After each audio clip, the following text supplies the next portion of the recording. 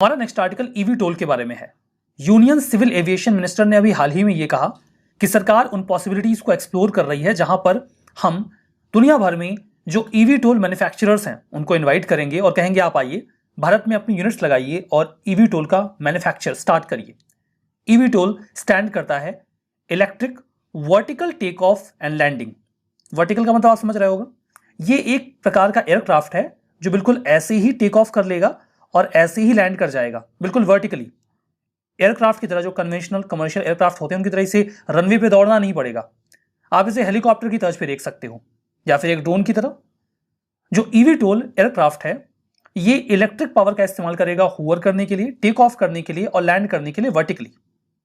जो EV toll है वो एक टेक्नोलॉजी का इस्तेमाल करेगा that is distributed electric propulsion technology, जिसके माध्यम से हम एक कॉम्प्लेक्स प्रपल्शन सिस्टम एयरफ्रेम के साथ इंटीग्रेट कर देंगे। जो प्रपल्शन सिस्टम होता है वो किसी भी एयरक्राफ्ट को थ्रस्ट प्रोवाइड करवाता है, ना केवल एयरक्राफ्ट को बल्कि सबमरीन्स को। जो थ्रस्ट होता है वो उस एयरक्राफ्ट को उड़ने में या आगे बढ़ने में मदद करता है। कन्वेंशनली बहुत ही कम प्रपल्शन यूनिट्स लगाई जाती हैं। ये जो पंखे आप देख रहे हो ये एक थ्रस्ट देता है एयरक्राफ्ट को।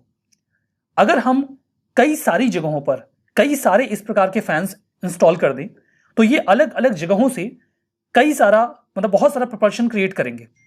ये जो प्रपल्शन है वो किसी एक जगह पे सेंटर्ड नहीं होगा जिसके लिए हमें एक बहुत बड़े इंजन की आवश्यकता पड़े, बल्कि इसे हम डिस्ट्रीब्यूट कर देंगे पूरे एयरक्राफ्ट के एक फ्रेम पर। ये एयरक्राफ्ट है, इसके ऊपर हमने एक फ्रेम लगाया और वहां पर हमने कई सारे प्रपल्शन यूनिट्स को इंस्टॉल कर दिया, जिससे ये पूरा जो प्रपल्शन थ्रस्ट है ये डिस्ट्रीब्यूट हो गया। ये टेक्नोलॉजी इस्तेमाल की जा रही है। जो टेक्नोलॉजी है वो इलेक्ट्रिक प्रपल्शन के ग्रो होने की वजह से ज्यादा इस्तेमाल में लाई जा रही है। जैसे यहाँ पे देखिए, इसी आप एयरक्राफ्ट को देख लीजिए, यहाँ पे 4 प्रपल्शन यूनिट्स लगा दी गई हैं जो इसे अलग अलग जगहों से थ्रस्ट देंगे। अब इस केस में आपको बहुत बड़े इंजन की आवश्यकता नहीं पड़ेगी। ये पहले हो नहीं पाता था बिकॉज हमारे पास इतनी एडवांस टेक्नोलॉजी होती नहीं थी।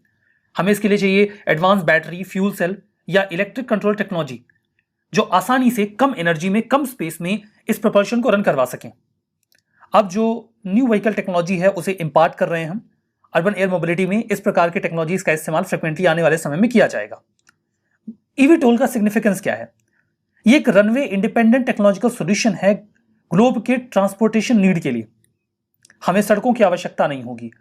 ये एयरक्राफ्ट बहुत ही आसानी से ट्रांसपोर्टेशन इंश्योर कर पाएंगे। ये नई पॉसिबिलिटीज ओपन करता है बिकॉज जो बड़े एयरक्राफ्ट होते हैं उनमें बड़े इंजन्स लगाए जाते हैं, उनकी मैन्यूवरेबिलिटी बहुत ज्यादा नहीं होती। मतलब आप उनको बहुत आसानी से एक जगह से दूसरी जगह टर्न नहीं कर पाएंगे, बहुत फ्रिक्वेंटली टर्न नहीं कर पाएंगे।